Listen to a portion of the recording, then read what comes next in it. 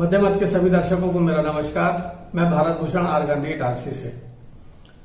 इटारसी तहसील के अंतर्गत आने वाले कोचिंग संचालक लोगों ने आज प्रेस वार्ता करके मीडिया के माध्यम से प्रशासन से गुहार लगाई है कि उन्हें उनकी बात को सुना जाए ताकि वो अपना भरण पोषण, अपने परिवार का भरण पोषण ठीक से कर सके। उनका ये कहना है कि जिन भवनों में वो कोचिंग क्लासेस चलाते थे उनका किराया बकाया हो गया है, एवरेज बिजली का बिल जो आ रहा है वो बकाया हो गया है और उनके घरों को चलाने के लिए, उनके बच्चों को पालने के लिए, उनकी अन्य चीजों को पूरा करने के लिए उन्हें दिक्कत हो रही है। उन्होंने ऑनलाइन व्यवस्था में भी कई खामियों को बताते हुए कहा कि इसके माध्यम से भी हम लोग ठीक तरीके से कोचिंग नहीं चला पाएंगे, जिसका कारण यह है कि प्रशासन जो गाइडलाइन के आधार पर ऑनलाइन क्लासेस चलाने के लिए कह रहा है, उसके लिए ना तो उनके पास पर्याप्त साधन है और ना ही इतना पैसा है कि उन साधनों को जुटाने की कोशिश कर सके। देखते हैं आज प्रेस वार्ता में एसोसिएशन के लोगों ने क्या क्या कहा। ये हमारे सौभाग्य की बात है। कोरोना महामारी के चलते लगभग 6 माह से ऊपर का समय होने को आ रहा है। सरकार ने बहुत सारे प्रतिष्ठानों को, व्यवसायों को कुछ शर्तों पर अनुमति दे दी है, परंतु एक अनिवार्य व्यवसाय जो संसार की नींव माना जाता है, कहा जाता है कि शिक्षा बिना जगत अधूरा, तो उसी व्यवसाय को आज इतने सख्त आदेशों के तहत रोका गया है। हो सकता है सरकार की अपनी नीतियां हों, अपनी मजबूरियां हों, बच्चों के भविष्य का सवाल हो, परंतु एक शिक्षक भी पारिवारिक प्राणी है, उसके परिवार में भी बच्चे हैं, उन बच्चों का भी सरकार को ख्याल करना चाहिए। मेरा ऐसा मानना है कि आज 6 माह से कुछ जो हमारे साथी हैं लगभग खाली हाथ बैठे हैं, सभी प्रकार की समस्याएं उनके सामने हैं, आजीविका से लेकर परिवार के भरण पोषण तक।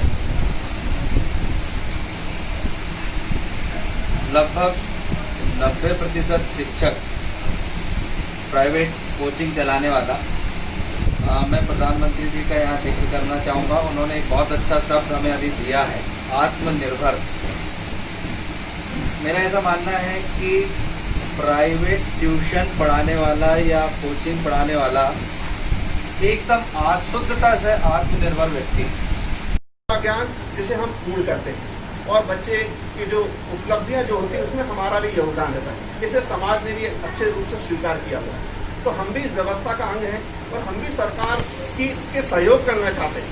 सरकार ने जब भी इस महामारी के संबंध में जो भी आग्रह किया, चाहे वो थाली बजाने का हो या दीपक जलाने का हो या अपनी ओर से प्रकार की गरीब की सहायता करने का, कोचिंग इंस्टीट्यूशन ने हमेशा आगे आके बढ़ के साथ दिया। बहुत सारे सामाजिक कार्यक्रम में coaching institution, Itarsi coaching institution बढ़ चढ़ के सामने रहे, लेकिन आज हम कोचिंग के संचालक के शिक्षकगण ही आज संकट का सामना कर रहे हैं। डेफिनेटली हम सभी एक मोस्ट इम्पोर्टेंट स्तंभ है कि हम सभी जो घर में, स्पेशली ऐसे पेरेंट्स के लिए हम हेल्पफुल हैं जो घर में बच्चों को पढ़ा नहीं सकते। अधिकतर आज के समय में ये कंप्लेन है कि बच्चे घर में पढ़ नहीं रहे हैं। इसका एक सबसे बड़ा इम्पॉर्टेंट कारण है पेरेंट्स खुद उनको पढ़ाने के लिए सक्षम नहीं है। वो कहते हैं हम ज़्यादा से ज़्यादा उतना एजुकेटेड नहीं है, या जो ये शिक्षा प्रणाली है वो हमारे समझ के बाहर है। बच्चे एक साथ एक ही जगह कंटिन्यू नहीं बैठ सकते हैं। एज अ पेरेंट्स आप सभी जानते होंगे कि एक बच्चे को सिर्फ टीचर ही अनुशासित कर सकता है कि आपको ऐसे बैठना है, आपको ऐसे वर्क करना है, क्योंकि एज अ पेरेंट्स वो उतना अच्छे से क्लियर नहीं कर पाते। तो हमारा सरकार से अनुरोध है कि जिस तरह उन्होंने सभी लोगों का हित का ध्यान रखा है, हमारा, क्योंकि हम पूरी तरह बच्चों पर डिपेंडेंट होते हैं और बच्चे एक तरह से भविष्य का निर्माण करते हैं, तो वो हमारी मांगों को ध्यान दें। Journalists who are here, they are just like our representative, as it is said that you are the fourth pillar of this democracy, and you are making our democracy successful because you will put forth our views in front of government. So we are really very grateful. We are really very thankful to all of you. I just like to say this thing that we are the teachers. So definitely we are one of the educated people of our society. And if government give us any kind of relief that yes, we can also start our institute with some restrictions or some precautions. So we understand all those restrictions and precautions. We will definitely take all those precautions and measurements which are very important for the safety of our students. आपने देखा कि coaching संचालक किस तरीके से पीड़ा में हैं और अपनी बात को किस तरीके से कहना चाह रहे हैं।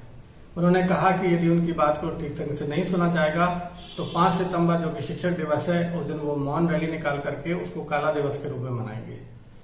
सोचने वाली बात यह है कि शिक्षा के लिए काम करने वाले ऐसे लोग इनडायरेक्ट जो आत्मनिर्भर हैं वो आज याचक की भूमिका में आ चुके हैं। इसके बारे में प्रशासन को गंभीरता से सोचना चाहिए। आज बस इतना ही। आपसे फिर भेंट होगी, तब तक के लिए आज्ञा दीजिए और याद रखिए कि कोरोना अभी टला नहीं है। सोशल डिस्टेंसिंग बनाए रखिए और सेफ रहिए। धन्यवाद।